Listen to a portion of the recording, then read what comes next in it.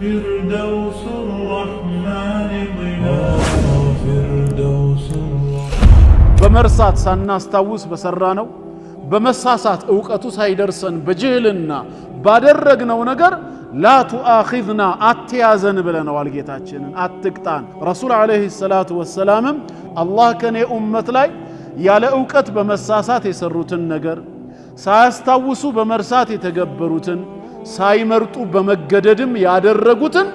አላህ ጥፋት አድርጎ ላይ ቆጥርብኝ አነሳልኝ አሉ ልክ ለሰራው ወንጀል ቀዳወል ቀድርን እንደማመካኛ አድርገ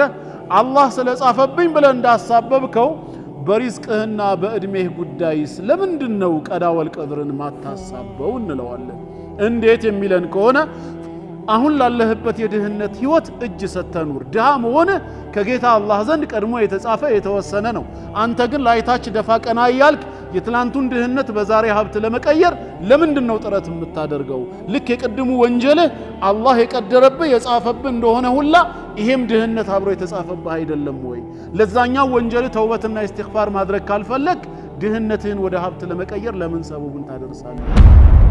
እንዲሁም ለሰፈረብ በሽታ የሆነ በሽታ ሰፍሮብ ያልጋ ቁራኛ ሲያረገ አላህ ያመጣው ነው ራሱ ያንሳው ብለ እጅ ሰተ ቁጭ አትልም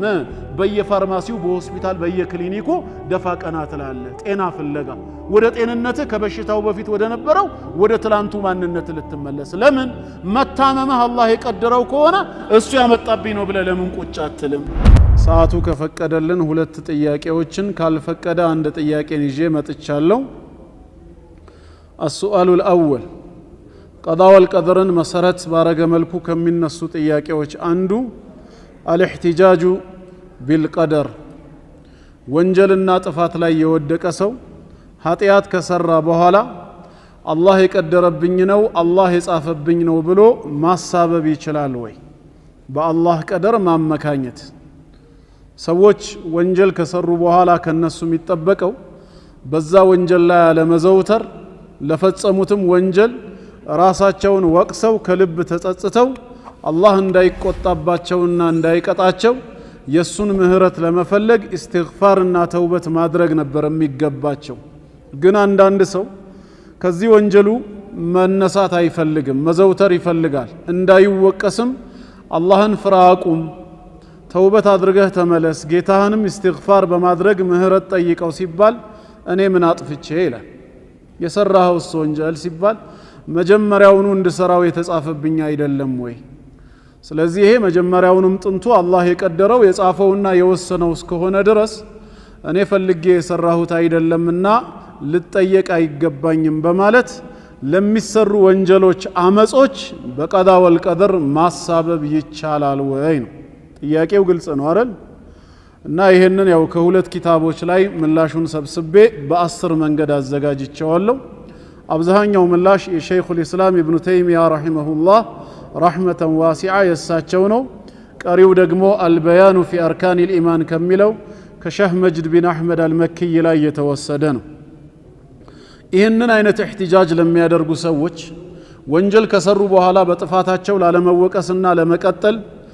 የሚያስቡ ሰዎች ቀዳወል ቀድርን ማሳበባቸው በምንም አይነት መልኩ ተቀባይነት የለውም ነው የምንለው እንዴት የሚባል ከሆነ ቀጣይ ምላሾችን እናያለን አንደኛ መልስ ጌታ አላህ በሱረቱል አንዓም ማዕራፍ 6 ቁጥር 148 ላይ ይናገራል ሰየቁሉ الذين اشركوا እነዚያ በጌታቸው በአላህ ላይ ያጋሩ የሆኑ ሰዎች እንዲህ ይላሉ አለ ነቢያቶች ተልከው ዳዒዎች ወደ እነሱ ቀርበው ከዚህ ተግባራቸው እንዲወጡ ቢመክሯቸውም ቢያስጠነቅቋቸውም እነሱ ግን በሽርካቸው ለመቀጠል ሲፈልጉ ምን ይላሉ ለው ሻአ አላህማ ቢሻው ኑሮ ይላሉ እዚህ ሽርክ ላይ አለመውደቃችንን በጌታችን ላይ አለማጋራታችንን አላህ መጀመሪያውኑ የፈለገው እኮ ቢሆን ኖሮ ማ አሽረክና እኛም ማናጋራም ነበር እንዲሁም ወላ አባኡና ቀደምት አባቶቻችንም ባላጋሩ ነበር ነገር ግን አባቶቻችንም እኛም ዛሬ ሽርክ ላይ የወደቅነው አላህ ቢሻውና ቢፈልገው ነው እሱ ወዶና ፈቅዶ ባደረገው ነገር ለምን እኛን ትወቅሱናላችሁ በማለት በአላህ መሺአ ላይ ያሳብባሉ ማለት ነው ስለዚህ ይህ ሽርክ ከኛ መገኘቱ አላህ ራሱ ቢፈልገውና ቢፈቅደው የሆነ ነገር ነው። ቀድሞውኑ እሱ ያልፈለገው ያልፈቀደው ቢሆን ኖሮ እሱ ያልሻው ነገር እንዴት ሊከሰት ይችላል? ስለዚህ እሱ የሻው የፈቀደው ነው ይላሉ። ወላ ሐረምና ሚን ሸይ እንዲሁም ከማንኛውም ነገር ሐራም ባላደረግን ነበር ይላሉ። አላህ ምን ብሎ ምላሽ ሰጣቸው? ከዛሊከ ከዘበ አለዚነ ሚን ቀብሊሂም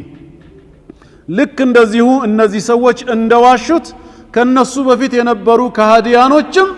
እንዲሁ ዋሽተዋል አለ። አንደኛ ይሄ ንግግራቸው መሰረት አልባ ውሸትና ቅጥፈት እንደሆነ ነገረን። ቀጠለና ደግሞ ሐታ ዛቁ ባእሰና አለ፣ ቅጣታችንን እስከ ቀመሱበት ጊዜ ድረስ አለ። ይህ ንግግራቸው እውነት ቢሆን ኖሮ አላህ ምን ባላደረጋቸው ነበር? ባልቀጣቸው፣ ቅጣትን ባላቀመሳቸው ነበር። ነገር ግን የኔን ቅጣት እስከ ቀመሱ ድረስ ማለቱ ድርጊታቸው ከነሱ የተገኘ የራሳቸው የአመጽ ውጤት መሆኑን ይገልጽልናል ማለት ነው። ከዛም ሶስተኛው ምላሽ ላይ አላህ ምን አለ? ቁል በላቸው እነዚህን ቀጣፊዎች ሀል ዒንደኩም ሚን ዒልም እናንተ ዘንድ እንደው ከውቀት ይኖራልን? ፈቱኽሪጁሁ ለና ለእኛ ምታወጡልን ምትገልጹልን ይሄን ተግባራችሁን የሽርክ ስራችሁን አላህ እንደወደደውና እንደፈቀደው የሚገልጽ ምን አስረጅ ያላችሁ አለ። የላችሁም እንደማለት ነው። መጀመሪያ ላይ ለው ሻአ አላሁ ማ አሽረክና ብላችሁ ለተናገራችሁት ምን የምታወጡት አስረጅ ያላችሁ እስኪ ያቅርቡልን በሏቸው። አያመጡም። ኢን ተተቢዑነ ኢላ ظን ጥርጣሬን እንጂ ሌላን አትከተሉም። ወኢነ አንቱም ኢላ ተኽሩሱን የምትቀጣጥፉ ቀጣፊዎች እንጂ ሌላ አይደላችሁም አላቸው። እንደውም ቁል በላቸው ፈሊላሂ ልሑጀቱ ልባሊጋ ድካ የደረሰ የተሟላ የሆነ መረጃ ለአላህ ነው ያለው። እናንተን ነገ ቢቀጣችሁ በወንጀላችሁ ሰበብ የፈለገውን እርምጃ ቢወስድ እናንተን የሚቀጣበት በቂ ሁጃ አለው። ነቢያትን መላኩ፣ ማስጠንቀቁ፣ አእምሮን መስጠቱ በመሳሰሉ ነገሮች እናንተ ላይ ለመቅጣት ማስረጃ ማቅረብ ይችላል። እናንተማ እንደምትሉት ቢሆን ኖሮ ፈለው ሻአ አላህ ቢሻ ኖሮ ለሃዳኩም አጅመዒን ሁላችሁንም ባቀናችሁ ነበር አለ። ጣልቃ ገብቼ በእናንተ መሺአ ላይ የኔን መሺአ የበላይ አድርጌ በኔ መሺአ ብቻ ቢሆን ኖሮማ ከላይ እንዳላችሁት ለው ሻአ አላሁ ማ አሽረክና እንዳሉት ማለት ነው ሁላችሁንም አቀናችሁ እመራችሁ ነበር ነው ያለው። ግን ለምን አልመራኋችሁ? ለምንድነው ያላቀናኋችሁ? የመመራቱንም ሆነ የመጥመሙን ሂደት ለእናንተው እንድትመርጡ እንድትወስኑ ትቼላችሁ ነው። እኔ መንገዱን አብራርቻለሁ። ኢነ ዐለይና ለልሁዳ በሚለው መሰረት ቅኑን ጎዳና ከጠማማው ገልጾ ማብራራት የኔ ግዳጅ ነው። በላኳቸው ነቢያት፣ ባወረድኳቸው መጽሐፍት፣ በሰጠኋችሁ አእምሮ ሐቁን ከባጢል አብራርቻለሁ። ከዛስ ይጠቅመናል ይበጀናል የሚለውን መምረጥና መወሰን የናንተ ድርሻ እንዲሆን ነው የተውኩት። እንዳላችሁትማ በኔ መሺአ ብቻ የሚከናወን ቢሆን ኖሮ ወለው ሻአ እኔ ብሻ ኖሮ ፈለው ሻአ ለሃዳኩም አጅመዒን ሽርክ ላይ እንድትወድቁ ሳይሆን ማደርጋችሁ ሁላችሁንም አቀናችሁ አስተካከላችሁ ነበር። ግን የመመራትም ሆነ የመጥመም ጉዳይ የግለሰቡን ምክንያት አጸፌታዊ ምላሽ ተመርኩዞ የሚሆን እንጂ በእኔ አስገዳጅነት የሚሆን ስላልሆነ ትቸዋለሁ ለእናንተ አለ። ስለዚህ የምታሻርኩት ሽርክ ከራሳችሁ የመነጨ እንጂ አላህ ይህንን ነገር ባይሻው ኖሮ አናሻርክም ነበር ብላችሁ በእኔ መሺአ ማሳበባችሁ ትክክል አይደለም ብሎ ጌታችን ምላሽ ሰጠ ማለት ነው። ግልጽ ነው ወንድሞች። ስለዚህ ይሄ አንደኛው ምላሽ ይሆናል። ዛሬም ሰው ወንጀል ሰርቶ ለሰራው ወንጀል ተውበት ማድረግ ሲገባው አቁም ሲባል ምክር መቀበል ሲገባው እኔ ምን ላድርግ አላህ ሽቶብኝ ነው የሚለው ውሸታም እንደሆነ በግልጽ ያስረዳል ማለት ነው። ሁለተኛው ምላሽስ አላህ በሱረቱ ኒሳ ምዕራፍ 4 ቁጥር 165 ላይ ምንድነው ያለው? ሩሱለን ሙበሽሪን ወሙንዚሪን በተለያየ ዘመንና በተለያየ ስፍራ መልእክተኞችን በጀነት አብሳሪዎችና በጀሃነም አስጠንቃቂዎች አድርጌ ልኬያቸዋለሁ አለ። ይህንንም ያደረኩበት ዋና ምክንያት ሊአን ላ የኩነ ሊናሲ ዐላ ላሂ ሑጀቱን ሰዎች ወንጀል ከሰሩ በኋላ ለዚህ ወንጀላቸው ነገ በአላህ ላይ መከላከያ ዑዝር እንዳይኖራቸው ነው بعد الرسل ከመልእክተኛ መላክ በኋላ እነዚህን መልእክተኞች ባልካቸው አስጠንቃቂ አድርጌ ወህይን ባላወርድላቸው ሰዎች በሰሩት ወንጀል ምክንያት ነገ የውሙል ቂያማ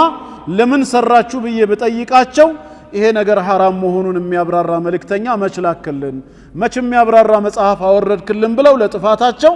መከላከያ ዑዝር ያቀርባሉ ይሄ መከላከያ እንዳይኖራቸው ከወዲሁ የሚያብራሩ የሚያበስሩና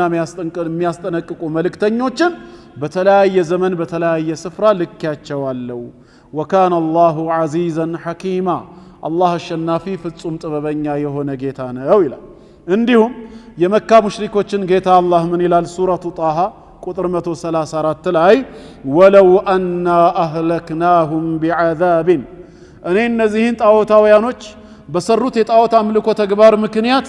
ወዲያውኑ በቅጣት የማጠፋቸው ጌታ በሆን ኖሮ አለ መቼ من قبله ከዚህ መልእክተኛ ከነቢ ሙሐመድ አለይሂ ሰላቱ ወሰላም ነብይ ሆኖ መላክ በፊት አስጠንቃቂን ሳይልክላቸው መጽሐፍን ሳያወርድላቸው በሰሩት ሽርክ ምክንያት ባጠፋቸው ኖሮ ለቃሉ ነገ በፍርድ ቀን በለተ ትንሣኤ ምን ይሉ ነበር አለ ረበና ጌታችን ሆይ ለውላ አርሰልተ ኢለይና ረሱላ ምን ነው መጀመሪያውኑ በምድር ዓለም ሳለን ይሄንን የሚያስጠነቅቅ የሆነ መልእክተኛ ብትልክልን ኖሮ ፈነተቢዕ አያቲክ የዛኔ አንተን አንቀጾች እንከተል ዘንዳ من قبل أن نذل ونخزى ዛሬ ከመዋረዳችን ከማፈራችን በፊት ይሄ ነገር ካንተ የሚያጣላ መሆኑን የሚያብራራ የሆነ መልእክተኛና መጽሐፍ ለምን አላወረድክልንም ይሉ ነበር ሊከተሉ ፈልገው አይደለም ከቁጣውና ከቅጣቱ ማምለጫ መንገድ ምክንያትን ሲፈልጉ ይሄው እኔ ግን መልእክተኛውን ላኩላቸው ጥቂቶች እንጂ አልተከተሉትም ነው የሚለው ስለዚህ አላህ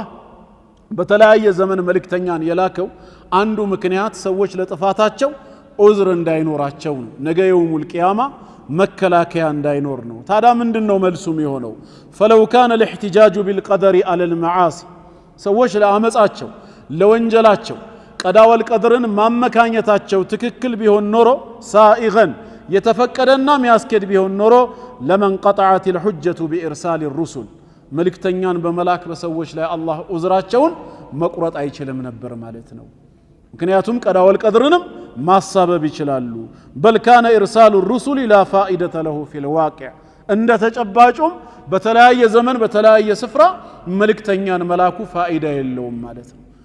ለምን ታዲያ መልእክተኛ መላክ አስፈለገ ለምን የሚያብራሩ መለኮታዊ መጽሐፍቶችን ማውረድ አስፈለገ ቀዳ ወልቀድርን ሰዎች ለሚሰሩት አመጽ እንደማመካኛ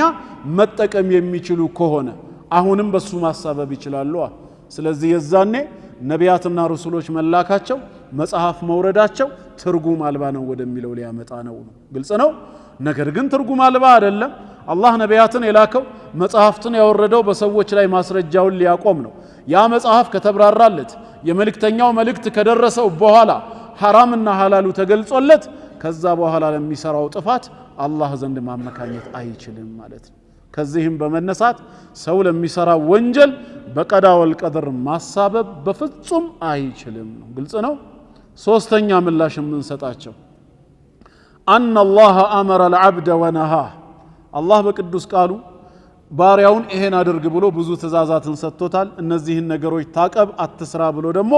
ብዙ ነገሮችን ከልክሎታል ወለም يكلفه إلا ما يستطيع ሲያዘውም ሆነ ሲከለክለው ደግሞ በአቅሙ ልክ የሚችለውን እንጂ ከሚችለው በላይ አላስገደደውም قال تعالى فاتقوا الله ما استطعتم ያለው የኔን ትእዛዝ በመጠበቅ የከለከልኳችሁን ነገር በመራቅ እኔን ስትጠነቀቁኝና ስትፈሩኝ በቻላችሁት ልክ ነው ያለው በአቅም ልክ እንደዚሁም በሌላ ስፍራ لا يكلف الله نفسا إلا وسعها الله ነፍስን ያቅሟን ያክል ወይም በሌላ አየት እንደተናገረው إلا ما آتاها የሰጣትን እንጂ አያስገድዳትም ብሏል ይሄ ተጨባጭ ቋሚ እውነታ ከሆነ ምን እንላለን ለነዛ ሰዎች ምላሽ ስንሰጣቸው ولو كان العبد مجبرا على الفعل አንድ የአላህ ባሪያ በሚሰራው የኃጢአት ተግባር ላይ ያለ ምርጫው ተገዶ በአላህ ቀዳ ወልቀድር አማካኝነት የሚሰራማ ከሆነ لكان مكلفا بما لا يستطيع الخلاص منه ሊገላገለውና ሊተርፈው በማይችለው ነገር ላይ ተገዳጅ ሆኗል ማለት ነው። ሰውየው ከልቡ ሳይፈልገው ያንን ነገር ሳይወደው አላህ ስለቀደረበት ብቻ ሄዶ ወንጀል ላይ እንዲዘፈቅ ተገዷል እያልን ነው ማለት ነው። ተግባባን? ይሄ ደግሞ ከተነገሩት የቁርአን አንቀጾች ከአቅም በላይ አላስገድድም ከሚለው ጋር ሄዶ የሚላተም ይሆናል ማለት ነው። وهذا باطل ይሄ ከንቱ አስተሳሰብ ነው። ولذلك ስለዚህም اذا وقعت منه المعصيه بجهل አንዳንድ ጊዜ ዕውቀት ሳይደርሰው ባለማወቅ የሆነ አመጽ ላይ ሲወድቅ አው ኢክራሂን ወይ ያለ ምርጫው በሌላ ኃይል ተገዶ ያለ ፍቃዱ እንዲሰራ ሲደረግ فلا اثم عليه ወንጀል የለበትም ይባላል ነው አይደለም? ربنا لا تؤاخذنا إن نسينا أو أخطأنا بمرسات سنستوس بسرانو بمساسات أوقاتو سايدرسن بجهلنا بادرقنا ونقر لا تؤاخذنا أتيازن بلنا والجيتاتشنن أتقطان السم قد فعلت واله برقط مسرچالو بالماوق እንዲሁ በመርሳት በሰራችሁት ነገር አልይዛችሁም አለ ረሱል አለይሂ ሰላቱ ወሰላም إن الله وضع عن أمتي الخطأ والنسيان وما استكرهوا عليه الله كان أمت لاي يالا أوقات بمساسات يسروتن نجر ساستوسوا بمرسات يتجبروتن سايمرتو بمجددم يادرقوتن الله تفات أدرقو لا يقطربين أنا السالين يالو تادان لالن ولو صح هذا الاحتجاج لم يسر وانجل بقدا والقدر ما السبب تككل به النورو لم يكن هناك فرق بين المكره والجاهل ሳያውቅ የሚሰራ ሰውና ተገዶ የሚሰራ ሰው መሃል ምን ለውጥ አለ ታዲያ ይባላል? ይሄ ሳያውቅ ነው የሰራው ተወው አትቆጣው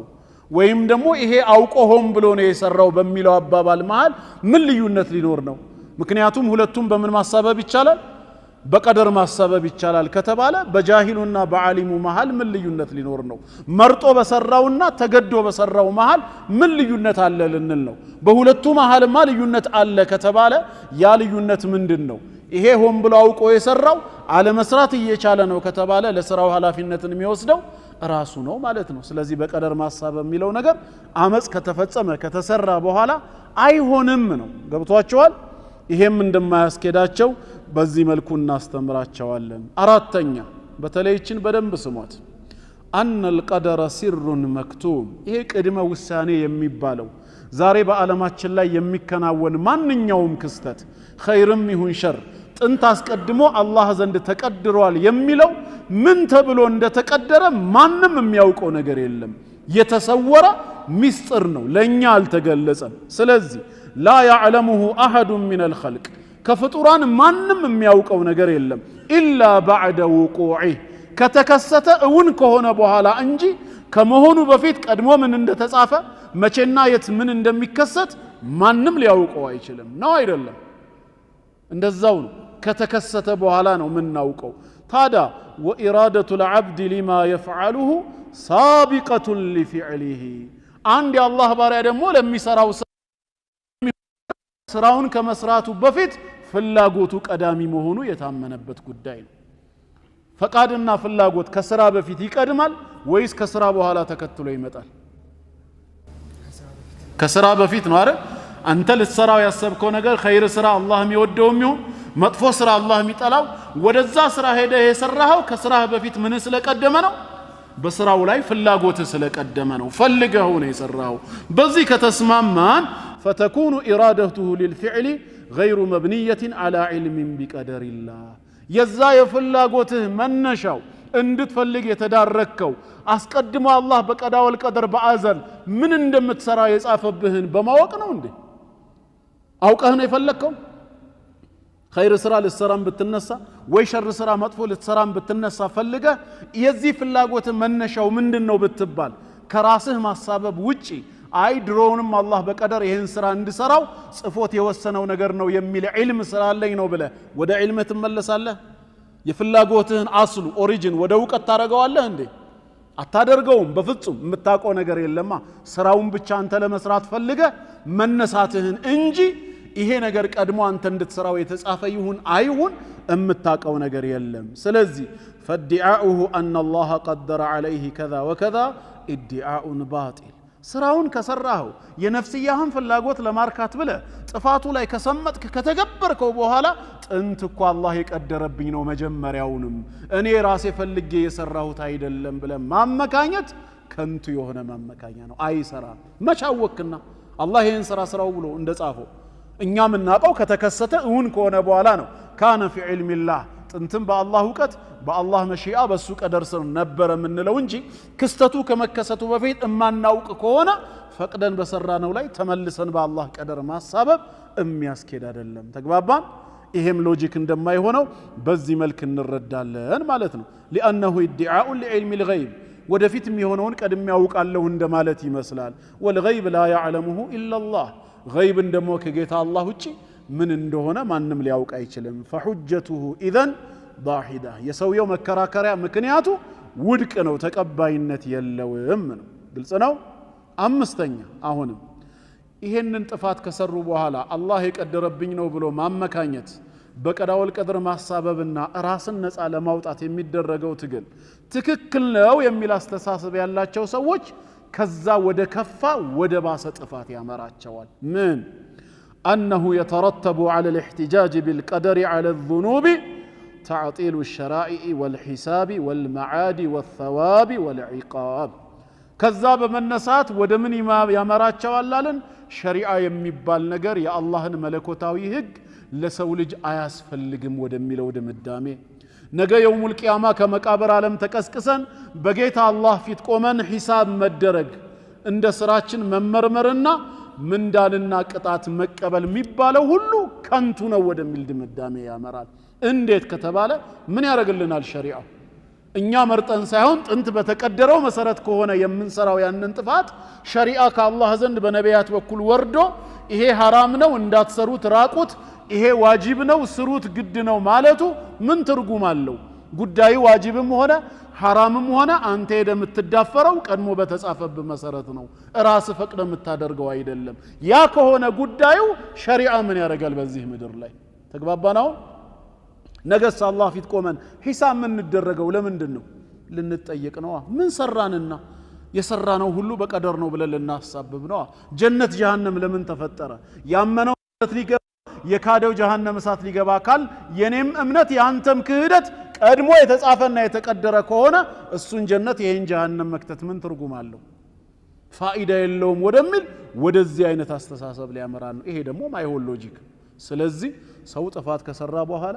አላህ የቀደረብኝ ነው ብሎ ማሳበብ ሊሆን የማይችል ነገር ነው ግልጽ ነው ስድስተኛ አሁንም እንላለን لو كان القدر حجة لأهل المعاصي ወንጀለኞች ለሚሰሩት አመጽ እንዳይጠየቁና እንዳይከሰሱ መከላከያ ምክንያት ቢሆናቸው ኖሮ በቀደር ማሳበብ ለህተጀ به اهل النار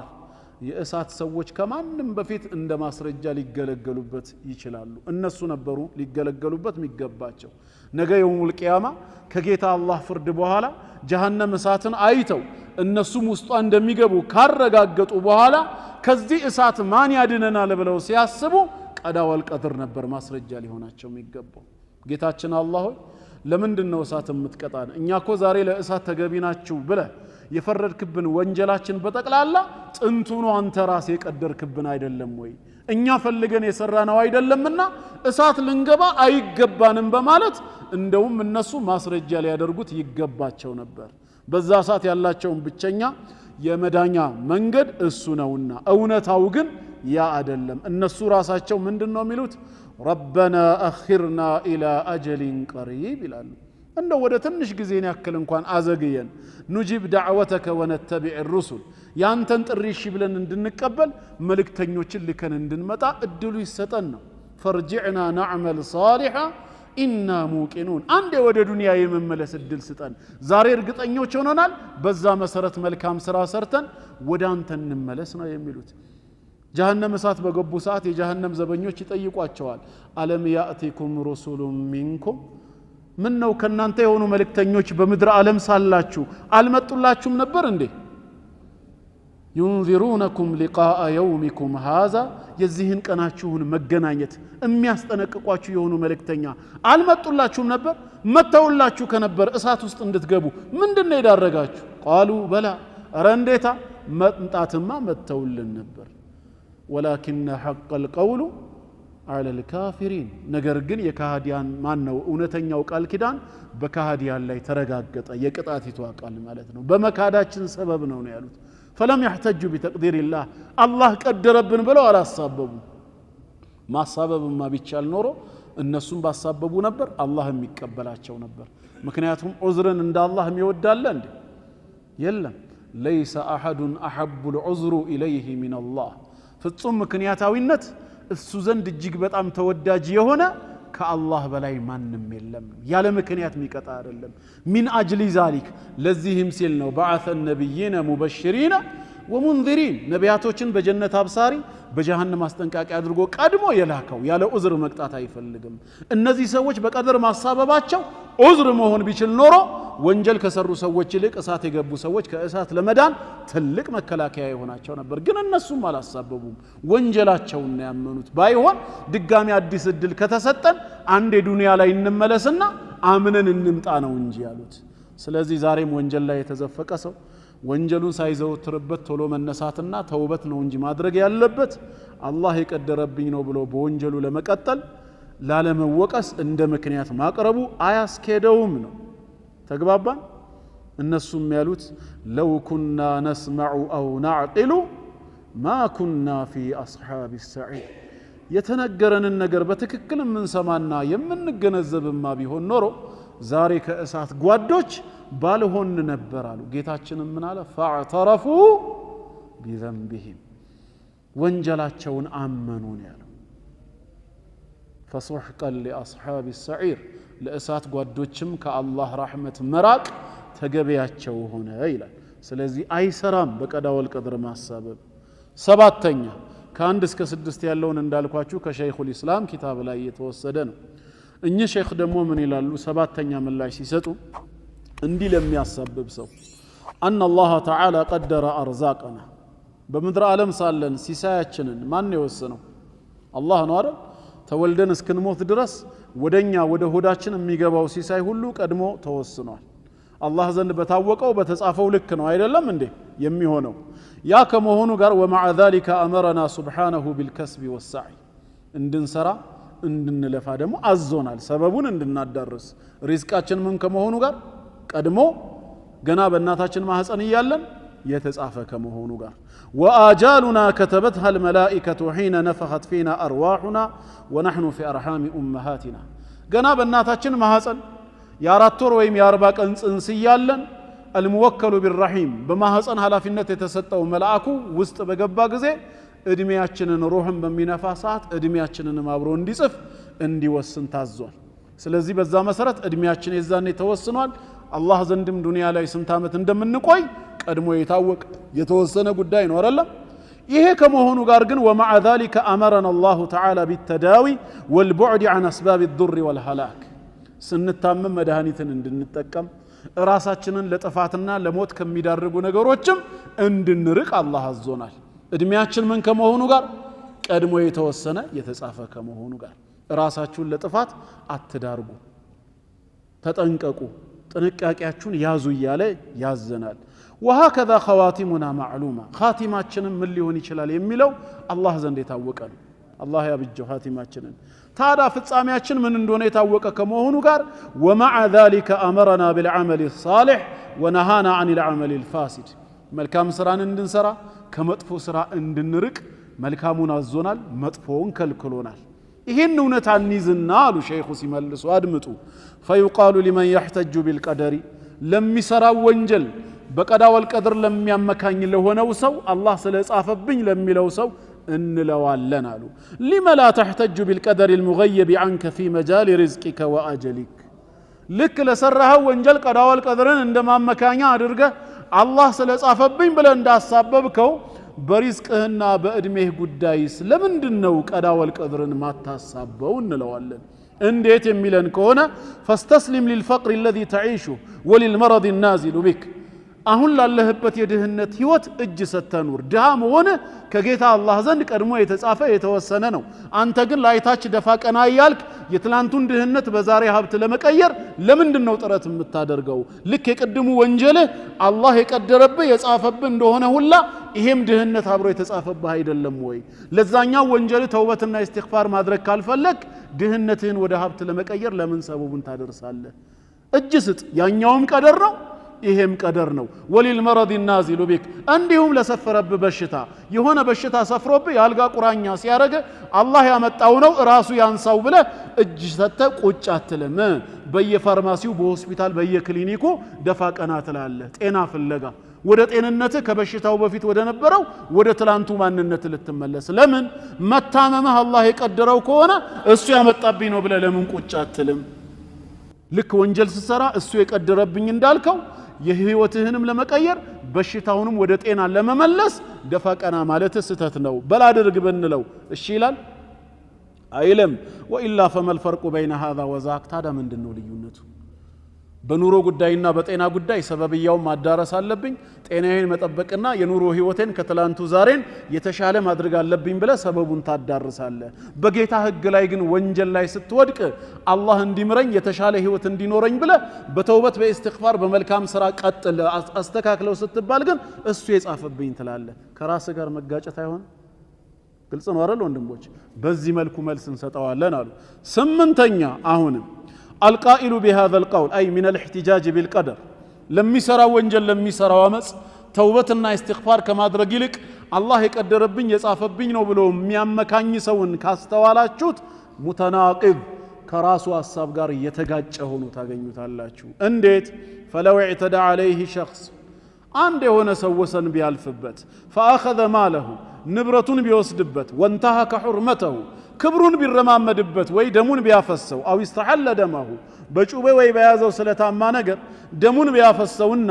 ثم احتج المعتدي بالقدر ከዛ ይሄ ወሰን አላፊው አካል በቀዳ ወልቀድር አሳቦ እንዲህ ቢለው ስለዚህ ሰው لا تلومني ምንም አይነት ተቃውሞ ልታሰማኝ እኔ ልትቃወመኝ አይገባም فإن اعتداء عليك كان بقدر الله ንብረትህን የወሰድኩት ክብርህን የነካሁት ደምህንም ያፈሰስኩት ጥንቱኑ በዚህ መልክ አንተ ላይ እንድፈጽመው አላህ የወሰነብኝ ነገር ነው እኔ ራሴ መርጬ ፈልጌ የሰራሁት አይደለም ባንተ ህይወት ላይ ይሄን አደርግብህ ዘንድ አላህ የጻፈብኝ ነው ቢለው ይቀበላዋል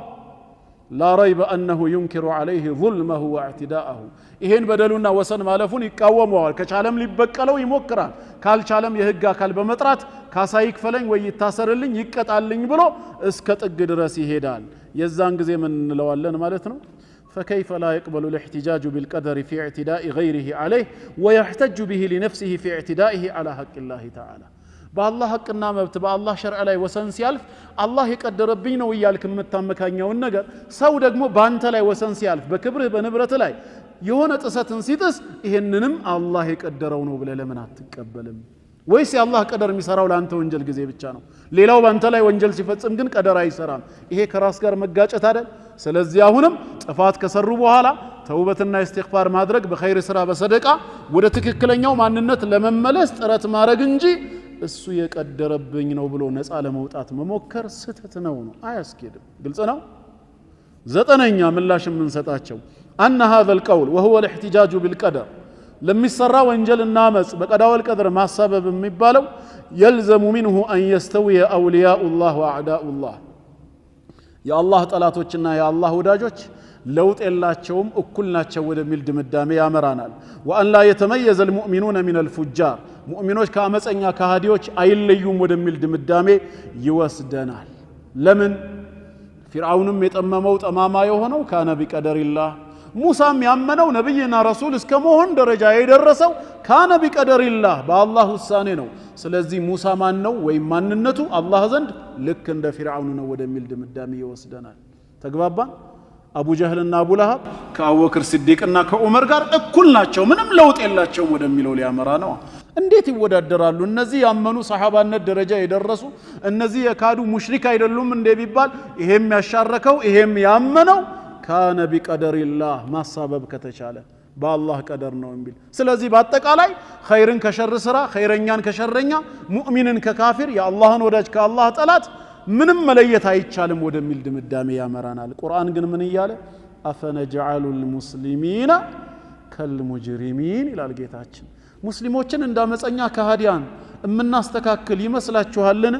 ማለኩም ከይፈ ተሕኩሙን እንዲህ የምትፈርዱት ለእናንተ ምን አላችሁ ይላል። ላ የስተዊ አስሓቡ ናሪ ወአስሓቡ ልጀና የእሳት ጓዶች ከጀነት ጓዶች ጋር በፍጹም አይስተካከሉም ይላል ማለት ነው። አስረኛና የመጨረሻ ወደ ሎጂክ ምላሽ ገቡ። ወነቁሉ ለሁ አሁንም በቀዳ ወልቀድር ለሚሰራው አመፅ የሚያመካኘውን ሰው እንዲህ እንለዋለን። በደንብ ስማትችን ምሳሌ ኢነል ኢንሳነ መፍጡሩን ዐላ ደፍዒል መካሪህ ዐን ነፍሲሂ መጀመሪያውንም ጌታ አላህ ሰውን ሲፈጥረው ከራሱ ላይ የማይወደውን የሚጠላውን ነገር ለመከላከል የተዘጋጀ አድርጎ ነው አላህ የፈጠረው እንዲከላከል መጥፎን ነገር። ለምሳሌ አሉ በደንብ ስሙ። ፈመን ደሃመትሁ ሰያረቱ መሰለን ከላይ ፍሬን የበጠሰ ወይ በከፍተኛ ፍጥነት ሲበር የመጣ መኪና እሱን የገጨችውን ሰው ብንወስደው አለ መደ የደይህ ሚን ገይሪ ሽዑሪን ሊየድፈዑሃ ዐን ነፍሲሂ ምንም ከራሱ ጋር ሂሳብ ሳያደርግ ሳያወጣ ሳያወርድ ካልኩሌት ሳያደርግ መኪና ወደ እሱ እየበረረ መምጣቱን ካየ ለመከላከል እጁን ይዘረጋል። ሐቅ ነው አይደለም? ነው አይደለም? ይዘረጋል እጁን። ግን مع ضعف اليدين وعجزهما عن دفع هذا المكروه ይሄን የጠላውን ነገር ፍሬን የበጠሰው ወይ በከፍተኛ ፍጥነት ሲበር የመጣውን መኪና በእጁ መመለስ የማይችል ከመሆኑ ጋር ምንም እጁ መኪናውን የማስቆም አቅም እንደሌለው ቢያረጋግጥም ቶሎ ብሎ ግን ምንድነው የሚያደርገው? ከራሱ ላይ ለመከላከል እጁን መዘርጋቱ አይቀርም። ወልገሪቅ ባህር ላይ የሰመጠ ሰው የተخبጥ አንደ ገብቻለሁ ብሎ እጅ አይሰጥም። መጀመሪያ ምንድነው የሚያደርገው? ይንከባለላል። ወይሐاول في تخبطه ان ينجو من الغرق ከሰመጠበት ቦታ ለመዳን ጥረት ያደርጋል። ምንም የዋና ልምድ አንድ ቀን እንኳን ሞክሮ ራሱ ባያውቅ ብትወረውረው መጀመሪያ የሚያደርገው ጥረት ምንድነው? ተንከባለውም ቢሆን ከዛ ውሃ ላይ ለመዳን ጥረት ያደርጋል። ሰው በተፈጥሮ የሚጠላው የማይፈልገውን ነገር ወደ ራሱ ከመጣበት ያንን ነገር ቻለውም አልቻለውም እንዲከላከል ሆኖ የተፈጠረ መሆኑን ያሳየናል። ከዛ ባህር ላይ መዳኑ መውጣቱ ተስፋ እንኳን የሌለው ቢሆን ጥረት ማድረጉ አይቀርም። ታዳ فلما لا يدفع العاقل عن نفسه المكاره التي يلقاها في آخرته بما أوتي من قدرة واختيار ታዳ ነገ የውሙል ቂያማ አኺራ ፊት ለፊትህ የጀሃነም ህይወት የሚባል አሰቃቂ ዓለም አለ ተብሎ የተነገረው ሰው ዛሬ በተሰጠው ችሎታ ዛሬ በተሰጠው አቅልና አእምሮ ለምን ለመከላከል ጥረት አያደርግም? እሳት ላለመግባት በአላህ ማመን ትእዛዙን መፈጸም ለሰራቸው ወንጀሎች ተውበትና ኢስቲግፋር በመግባት የነገው እሳትና የአላህ ቅጣት እንዳይገጥመው ለምን አይከላከልም? ለምን በተፈጥሮው ገና ሲፈጠር የሚጠላውን ማይወደውን ነገር እንኳን የማይችለው እንኳን ቢሆን ከራሱ ላይ ለመከላከል ምንድነው የሚያደርገው? ጥረት ነው የሚያደርገው። ወደ ላይ ወደ ዳገት እየወጣ ወደ ተራራው ከላይ እሱ ማይቋቋመው በኩንታል ደረጃ የሚገለጽ ድንጋይ ወደሱ ቢወረወርበት አሽሃዱ አን ላ ኢላሃ ኢላላህ ብሎ ቶሎ እጅ አይሰጥም። የመጀመሪያ እርምጃው ምንድነው የሚሆነው? ዘሎም ይሁን ወደ ጎን ሄዶ ወይ በሁለት እጁ ያንን ድንጋይ ማስቆምና ወይ ከራሱ ላይ ማስቀየር ነው። ቻለውም አልቻለውም የራሱን ትግል ማድረጉ አይቀርም። ታዳ በምትችለው ካቅም በላይ ባልሆነው የአኺራን የመዳንን ጉዳይ ዛሬ በማመንና መልካም በመስራት መጥፎ ነገር ላይ ስትወድቅ ደግሞ ተውበት በማድረግ ጀነት እንድትገባ እንድትድን የተሰጠህን ግን ትተህ ለምን በቀደር ታሳብባለህ? ታዳ ግልጽ ነው። አሁን ወንድሞች በእነዚህ 10 መንገዶች በጥቅሉ አንድ ሰው ለሰራው ወንጀል አላህ ድሮም የቀደረብኝ ነው ብሎ ማሳበብ አይችልም። እንደውም ወተዓሉሉ المذنب العاصي بالقدر جهل لا ينفع صاحبه አንድ ሰው ለሚሰራው ወንጀል በቀዳው القدر ላይ መንጠልጠሉ የሚጎዳው መሐይምነት እንጂ የሚጠቅመው ነገር አይደለም። بل يضره وهو ذنب ثانٍ يعاقب عليه ايضا እንደውም በድጋሚ የሚቀጣበት ሌላ ወንጀል ነው። وقد روي أن لصا احضر بين يدي عمر بن الخطاب رضي الله عنه በዘመነ አሚርነታቸው ወይም በዘመነ ኺላፋነታቸው ዘመን አንድ ሌባት እጅ ከፍንጅ ተይዞ እሳቸው ዘንድ ቀረበ። فسأله لما سرقت ለምንድነው የሰረከው ሲለው قال قدر الله ذلك الله በአዘል አስቀድሞ መስረቄን ወስኖት ነው ሲላቸው فقال عمر اضربوه 30 صوتا ثم اقطعوا يده 30 ግርፋትን ግረፉት ከዛም እጁን ቁረጡት። فقيل له لما እጅ መቆረጡ አለ ፈቅጠው አይዲየሁማ ነው 30 ግርፋቱ ለምን ሲሉት فقال يقطع لسرقته ስለሰረቀ እጁ ይቆረጣል ويضرب 30 ግርፋትን ይገረፋል لكذبه على الله عز وجل الله ቀደረብኝ ብሎ በመዋሸቱ በሌላ ዘገባ ምንድነው የሚለው መህለን ያ አሚር المؤمنين የሙእመናን አሚሮይ እባኮት ይረጋጉ انما سرقت بقضاء الله وقدره እኔ እኮ የሰረቅኩት ፈልጌና ፈቅጄ ሳይሆን አላህ የቀደረው ስለሆነ ነው ሲላቸው ونحن نقطع يدك ايضا بقضاء الله وقدره እኛም በአላህ ቀዳና ወልቀደር እጅህን እንቆርጠዋለን አሉት ለራስ ጊዜ ያመካኘው ቀዳ ወልቀደር እንዴት ነው ለዛኛው ለእጅ ለመቆረጥ ጊዜ መከላከያ መታረገው እኛም እንጠቀመዋለን ነው አያስከድም ነው ዞሮ ዞሮ ሰለፉ ሷሊህ በቀዳወል ቀድር የሚያሳብብን ሰው ለወንጀሉ በጣም ይጠሉት ያወግዙት ነበር አንድ ክስተት ላንብብላችሁ قال عبد الله بن عمر رضي الله عنه يا عمر بن الخطاب رضي الله عنه ልጅ አብዱላህ እንዲህ አለ قال له بعض الناس አንዳንድ ሰዎች መተው እንዲህ ያሉት يا ابا عبد الرحمن يا عبد الرحمن አባት ወይ إن قوما يزنون ويشربون الخمر أراندان سوّت شالو زنا يفتصمالو خمر يططالو ويسرقون يسرقالو كسولاي كذا توبت مادرك سيغباچو ويقتلون النفس نفسንም ይገላሉ ويقولون كان ذلك في علم الله ايكودرون بالله ዘንድ የታወቀ ጉዳይ ነው فلم نجد بد منه እሱን ከመፈጸም ምንም መውጫ ቀዳዳ ስላልነበረን ነው ይያሉ ተመልሰው በአላህ ወቀት በአላህ ቀደር ያሳብባሉ ሲሉት فغضب عبد الله بن عمر በጣም ተቆጣ ثم قال በደንብ ስሙ መልሱን እንዲህ አለ ቀጥሎ سبحان الله العظيم መጀመሪያ አላህን ከተረዱበት ከገለጹበት መንገድ ታላቁ ጌታችን ጥራት ይገባው قد كان في علم الله تعالى انهم يفعلون ذلك በርግጥም በአላህ ቀዳማዊ ወቀት ውስጥ ዛሬ ላይ እነሱ ይሄንን ወንጀል ይሰሩ እንደነበር የታወቀ ነው ሸክ የለውም ማለት ከአላህ ወቀት የሚወጣ የሚሸሸግ ነገር ስለሌለ በርግጥም ነበረ ነገር ግን ወለም يحملهم علم الله تعالى على فعلها ቀድሞ ያውቀው ነበር ማለት ያንን ስራ እንዲሰሩ ያለ ምርጫቸው የአላህ ወቀት አስገድዷቸዋል ገፍቶ ወስዷቸዋል ማለት ግን አይደለም ማለት እንዴት መለየት ይቻላል ሲባል ምን አለ مثل علم الله تعالى فيكم ማለት የአላህ ወቀት በእናንተ ስራ ውስጥ ማለት አለ በምሳሌ ሲብራራ ማለት ነው كمثل السماء التي اظلتكم والارض التي اقلتكم ልክ እንዳጠለላችሁ ሰማይና እንደተሸከማችሁ መሬት ማለት ነው ወሰዱት እኛ ሁላችንም መሬት ተሸክማን ሰማይ ያጠልላን በሁለቱ መሃል አላህም ምንኖረው ልክ እንደዛ ወሰዱት የአላህን ወቀት ከዛስ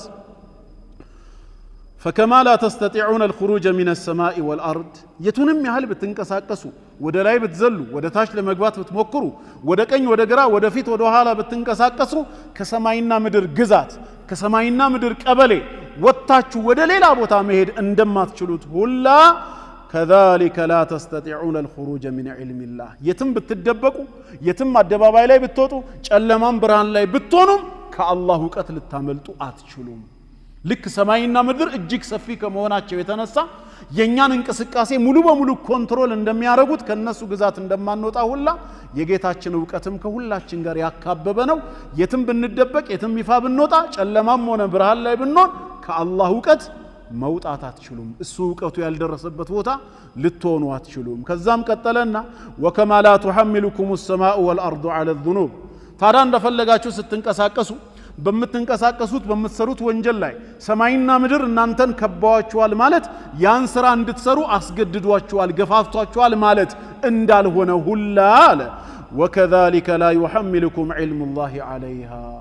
يا الله ወቀት ምትሰሩትን ስራ ሁሉ ቀድሞ አውቆታል በወቀቱ አካቦታል ማለት ወንጀሉን እንድትሰሩ ገፋፍቶ ወስዷችኋል ማለት አይደለም ማለት ثم قال ابن عمر ቀጥሎ ምን አለ لعبد يعمل المعصيه ثم يقر بذنبه على نفسه عند الله ባሪያ ወንጀልን ከሰራ በኋላ እኔው ነኝ የሰራሁት ብሎ ራሱ ላይ የሚያቀርብ የሚያረጋግጥና የሚከስ የሆነ ሰው አሉ አሐቡ ኢለየ እኔ ዘንድ እሱ የበለጠ ይወደዳል አሉ ከማን በላይ من عبد يصوم النهار ويقوم الليل ቀኑን እየጾመ ሌሊቱን በሰላት እየቆመ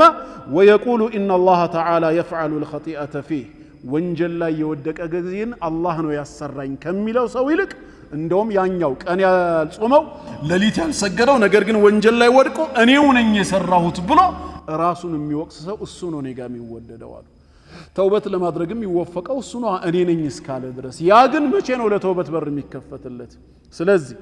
ለሚሰራ ወንጀል ቀዳ ወልቀድርን ማሳበብ አይቻልም መርሐባ እንግዲህ ይሄ የመጀመሪያው ጥያቄ በ10 መንገድ የተመለሰው ነው የመጀመሪያው ጥያቄ እንግዲህ አንድ ሰው ለሚሰራው ወንጀል ወይም ማመጽ ቶሎ ብሎ ተውበትና ኢስቲግፋር ማድረግ በመትኩ ኸይር ስራ በማብዛት በሰደቃ ወንጀሉን ማካካስ ነው እንጂ ያለበት ማሳበብ የለበትም በቀደር ካልን ተያይዞ የሚመጣው ሁለተኛው ጥያቄ አደምና ሙሳ አለይሂም ሰላም ባደረጉት ክርክር አደም በአላህ ቀደር አሳቦ አይደለም ወይ እና ይሄንንስ ምን እናድርገው ቢሉንስ በቡኻሪና ሙስሊም እንዲሁም በሌሎች ሱነኖች ላይ የተዘገበ አንድ ሐዲስ አለ عن أبي هريرة رضي الله عنه قال قال رسول الله صلى الله عليه وآله وسلم احتج آدم وموسى آدمنا موسى تغناينتو بعالم الأرواح مالتنا تكراكروا فقال موسى عليه السلام منالو يا آدم هوي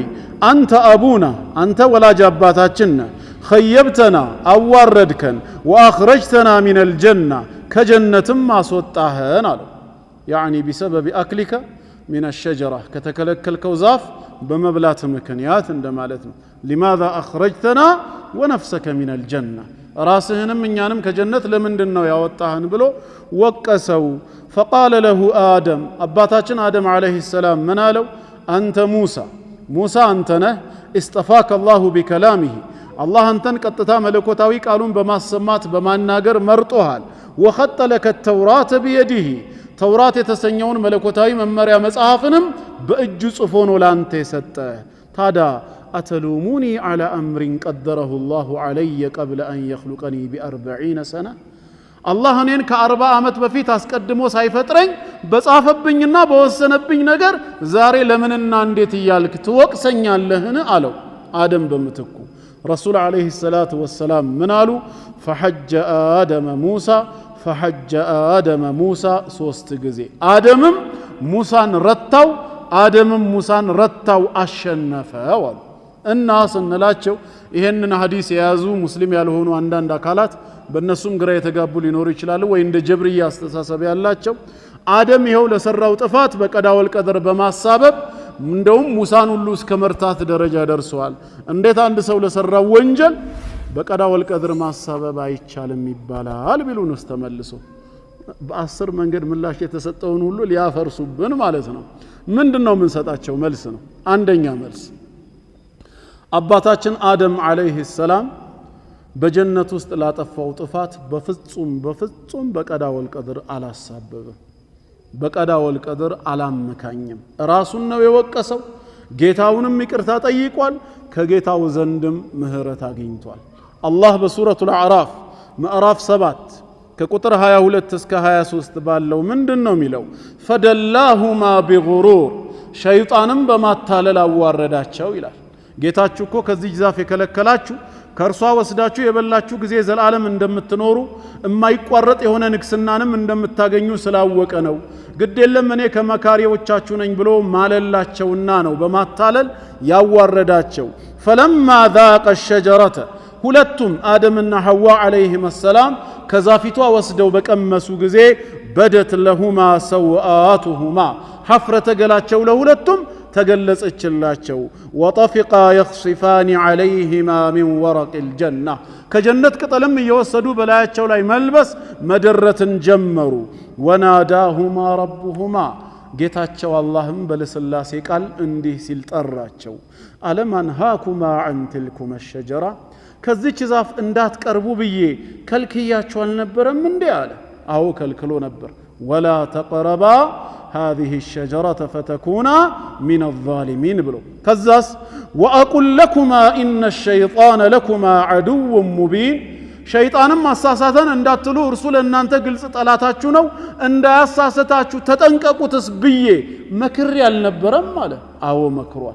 إن هذا عدو لك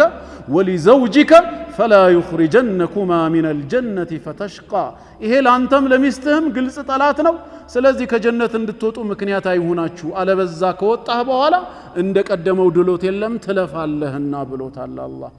እንግዲያውስ ቀድሜ ከከለከልኳችሁ ሸይጣንም ጠላታችሁ ነው ብዬ ከመከርኳችሁና ካስጠነቀቅኩ በምን ምክንያት ነው ታዲያ ትእዛዜን የጣሳችሁት አላቸው። ቀለል ያለ ወቀሳን ነው ጌታችን ያቀረበው። ጥፉ ከፊቴ አይነት መልእክት አይደለም። ምን አሉ ታዲያ እነሱ የዛኔ አሁን እንደቀረበው ሹብሃ ጌታችን ሆይ እኛ እኮ ከዛፉ ወስደን የበላ ነው ፈቅደንና ፈልገን ሳይሆን ጥንቱኑ በአዘል አንተ አስቀድመህ ብሉ ብለህ ስለጻፍክብን ነው አሉ እንዴ? አላሉም። ቃለ ረበና ظለምና አንፉሰና። ተመልከቱ፣ ሐታ ከይቅርታ በፊት አልኢዕትራፉ ቢዘንብ ጥፋተኛ መሆንን ማመን ነው የቀደመው። ጌታችን አላህ ሆይ ظለምና አንፉሰና ነፍስያችንን በድለናል አሉ። ጥፋተኛው እኛ ነን፣ ምንም እናሳብብበት የለም አሉ። እንኳን በቀዳውል ቀድር ሊያሳብቡ በኢብሊስ እንኳን ማመካኘት አልፈለጉም። እሱ ነው እንዲያደረገን እንዳይሉ እምቢ የማለት ስልጣኑ ነበራቸው። የሚኖሩ መስሏቸው ተታለሉ እንጂ። ስለዚህ ወዴት አደረጉት ወቀሳውን? ወደ ራሳቸው አዞሩና እኛው ነን ነፍስያችንን የበደል ነው፣ ምንም ማመካኛ የለንም። ባይሆን አሁን የቀረው ምንድነው? ያንተ ይቅርታ ነውና ፈኢን ለም ተግፊር ለና ወተርሐምና ወኢን ለም ተግፊር ለና አንተ ለኛ ባትምርልን ወተርሐምና ባታዝንልን ለነኩነነ ሚነል ኻሲሪን ከከሳሪዎች እንሆናለን፣ ማረን እዘንልን ያሉት። ስለቀደርክብን የበላ ነው ብሎ በቀዳውል ቀድር አላሳበቡም። ከዚህ ግልጽ የቁርአን አየት በመነሳት አደም አለይሂ ሰላም ላጠፋው ጥፋት በጀነት ለበላው ፍሬ እንዴት ወቀሳለው አላህ የጻፈብኝ አይደለም ወይ ብሎ አላሳበበም። በግልጽ ቋንቋ ማመኑን ነው ጌታችን የነገረን። ግልጽ ነው። ይሄ አንደኛው ምላሽ እንሰጣቸዋለን። እና ሐዲሱን ምን እናደርገው ይሉናል ይመለሱና፣ ሐዲሱን የምታደርጉት ደግማችሁ ማየትና ማስተዋል ነው። አንድ ያልገባችሁ የዘለላችሁት ነገር አለ እንላቸዋለን። ምኑ?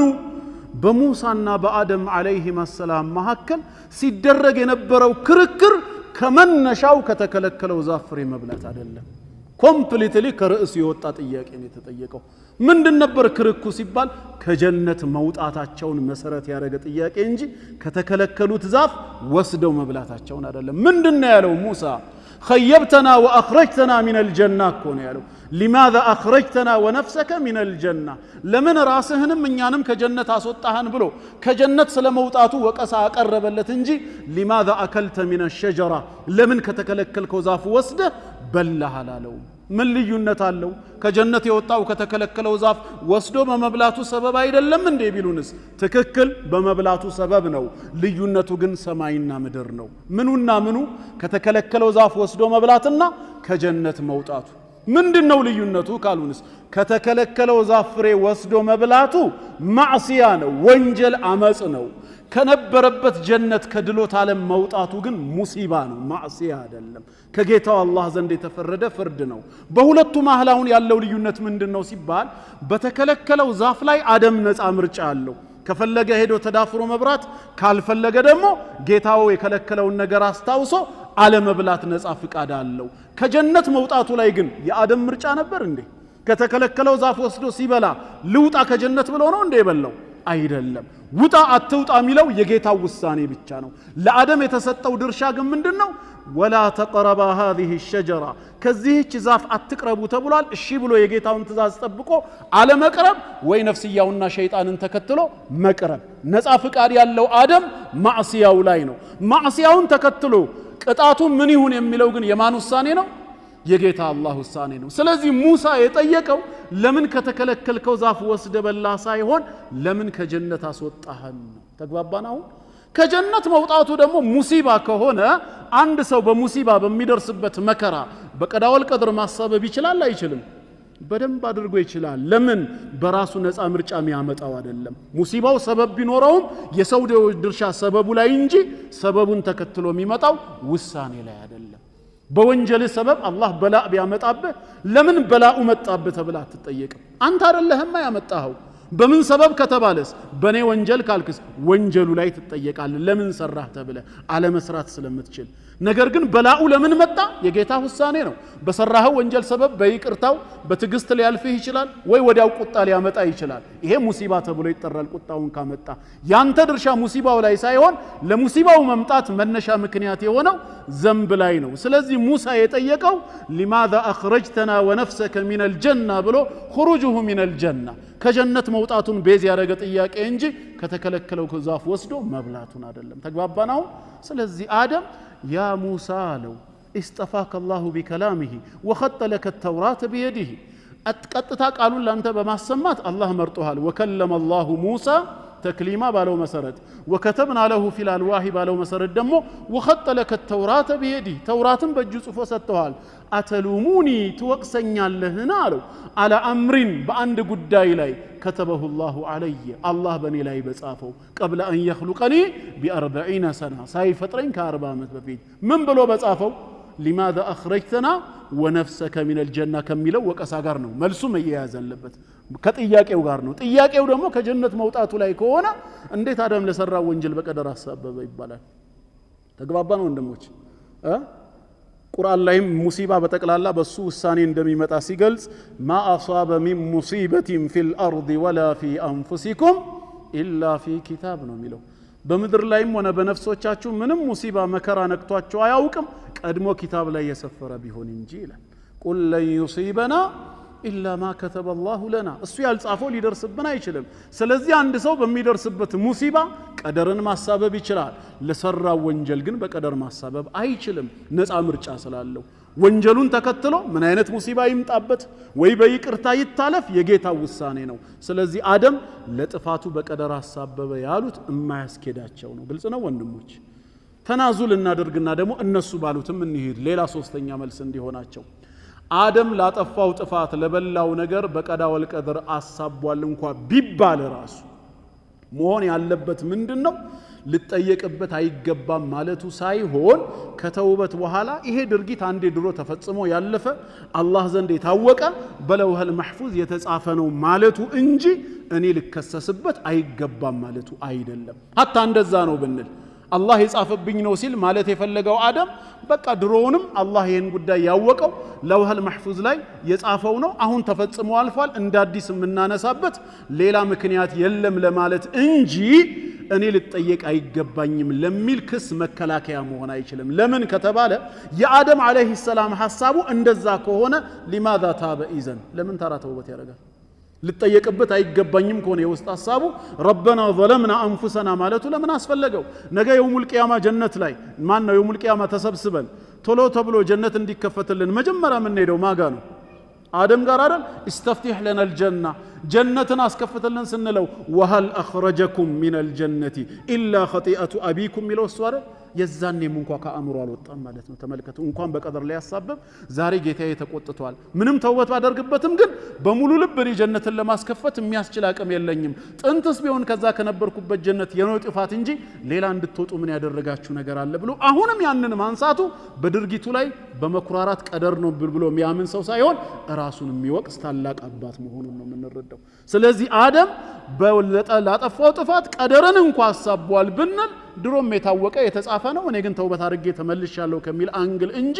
ልጠየቅበት አይገባም ከሚል አንግል በፍጹም እንደማይሆን እርግጠኞች ነን ነው ከዚህ በመነሳት ሰዎች ለሚሰሩት ወንጀል ቀዳ ወልቀድርን በፍጹም ማመካኘት አይችሉም ላለመጠየቅ ድሮም የታወቀ አላህ የጻፈው ነው ለማለት ከሆነ ግን አሁንም ግልጽ ነው አቂዳችንም ያ ነው ጌታችን ካወቀው እሱ ቀድሞ ከጻፈው ውጪ በዚህ ዓለም ላይ ሊሆን የሚችል ነገር የለም ነው አላህ ስለ ቀዳ ወልቀድር ትክክለኛ ግንዛቤን ይስጠን